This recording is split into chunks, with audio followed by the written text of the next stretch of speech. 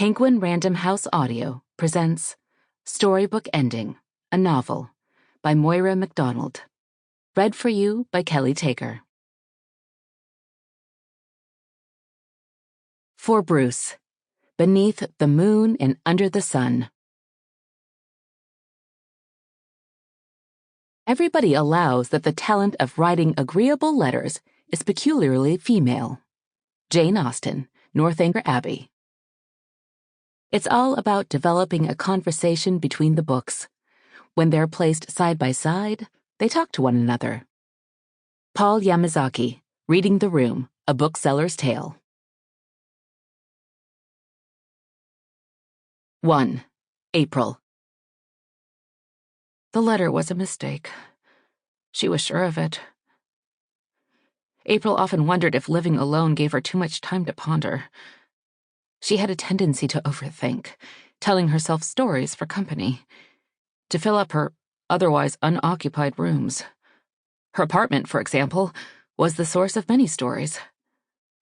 It was a cozy one-bedroom on the third floor of a forthright-looking red-brick 1920s building, and sometimes April imagined a small family sharing it during the Depression, maybe with a sheet curtaining off a corner of the living room to give the parents some privacy, or a woman living there alone in the 1940s, working an assembly line in a Seattle factory and waiting for her husband or fiancé to return from war. Or a madman-ish single woman in the 1960s, a secretary in a bright dress who gazed at all the men who held the jobs she really wanted and wondered when her life would change. Each of them might have left their mark, in the faint scratches on the wood floors, or the tiny chips in the bathroom tile, or the ancient yellowing shelf paper in the linen closet. Maybe some of them were still alive, living somewhere else, fondly remembering the years in that apartment on that quiet Seattle block with a springtime view of paper-pink cherry blossoms on the street below. Sometimes April imagined a reunion in the apartment, with people from different eras somehow magically sharing the same time and space. They'd probably all be horrified by how much she was paying in rent, and by the fact that she hadn't gotten around to changing the shelf paper. Did anyone really change shelf paper? But right now, April was fixated on something entirely new, something far from those familiar, pleasantly faded walls. She had written the letter and taken it to its destination, and almost instantly regretted it. Nobody ever seemed to write actual letters anymore, but April loved the idea of a handwritten, on-paper, non-email correspondence. Handwriting, with its loops and swirls and angles, seemed to be a tiny map to someone's essence, or a portal to another time, like a Victorian novel written with a scratchy fountain pen. But she knew all too well that some letters should never be sent. Letters confessing a painful secret, perhaps. The sort better to be carried to one's grave, or at least one's dotage, whatever that was. Letters that contained the written equivalent of a toddler's temper tantrum, a fury quickly dissipated but living on through angry scribbles on a piece of paper. Letters repeating gossip that may or may not be true, maybe especially if it's true. Or letters written late at night, beginning with, "You don't know me, but," and going on to express something that could only be described as a crush on a person one doesn't exactly know. Unfortunately, the letter she had written was exactly that last type. And while she hadn't actually sent it, it had nonetheless reached its destination, slipped within the pages of a book. Anthony Horowitz's Magpie Murders, to be precise, and dropped off in a pile at the used books desk at Read the Room, the neighborhood bookstore just 2 blocks down from April's building, on a bright May afternoon that seemed to pulse with promise.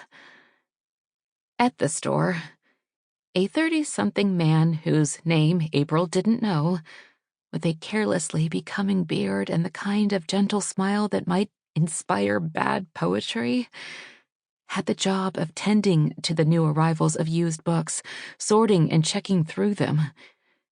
He would, April was certain, find the letter and read it. He seemed careful in his work, like he might be the sort of person who would appreciate the mystery of an anonymous correspondent. Though very, very good-looking, surely he wasn't an actor, but he looked like he could be one. He seemed quiet and bookish and maybe even a little shy.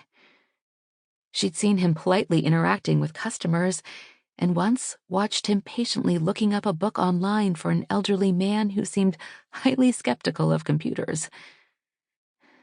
He seemed, in short, nice. April was ready for nice. She was officially lonely. Working from home had seemed so convenient at first, but now it appeared to have become something permanent, without her ever agreeing to it. And as a person who tended toward introversion, she'd adapted to it maybe too easily. The other day, she'd been out for a walk.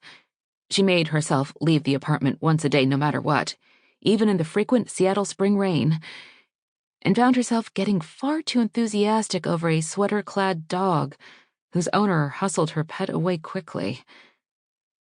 It worried April that she seemed to be getting out of practice in talking to people, but how could she practice? She just wasn't meeting anyone. Even her neighbors in the building all seemed just like her, quiet and solitary, rarely venturing out.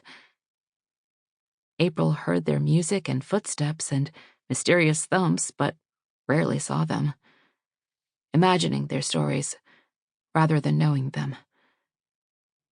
She could, of course, have just walked right up to the bookstore man and said hello like a regular person, but she'd hatched the idea of the letter late one night after watching a rom-com double feature, not long after she'd reread 84 Charing Cross Road. Things worked out so nicely in the movies, and the letters in the book between a bookshop employee, April noted, and a woman who loved to read were so charming, and somehow in the middle of the night it all seemed like a good idea. Sometimes, April had reasoned, sitting at her desk in the darkness, you just have to throw something out into the world and see what happens. That morning, she'd quickly dropped off the letter in the book without giving herself time to rethink it. And now, as the late afternoon settled into a quiet, soft sweater grayness, it wasn't easy to keep her mind on her work. A buzz from her apartment's intercom interrupted April's thoughts, startling her. She was, as usual, not expecting anyone. Her brother Ben was the only person in her life with a habit of showing up unannounced, and this afternoon she knew he was at an audition for a musical, despite not being able to sing.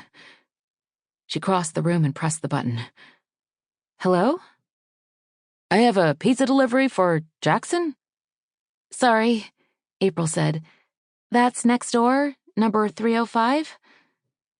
This wasn't the first time the pizza man had gotten it wrong. Mr. Jackson, a retired schoolteacher with whom April had chatted briefly a couple of times in the lobby or the hallway, ordered pizza every Thursday. She was uncomfortably aware of knowing this. Maybe she had a little too much time to study her neighbor's habits. Thanks. From her window, April watched the pizza man return to his car, a tiny two-door with an enormous plastic pizza slice on top. Maybe someone was waiting for him at the end of his shift. Someone who had thought to preheat the oven for the pizza he would bring home. Someone interested in hearing about his day and his adventures in pizza delivering. Someone who hadn't had to leave a note in a book to meet someone. The little car drove away. Anyway, the letter was done. And then, what would happen if the bookstore man did read it? Probably nothing, April thought, back at her desk and back to overthinking. Maybe grown-up women, April was 33, an age that felt to her neither old. Sample complete. Ready to continue?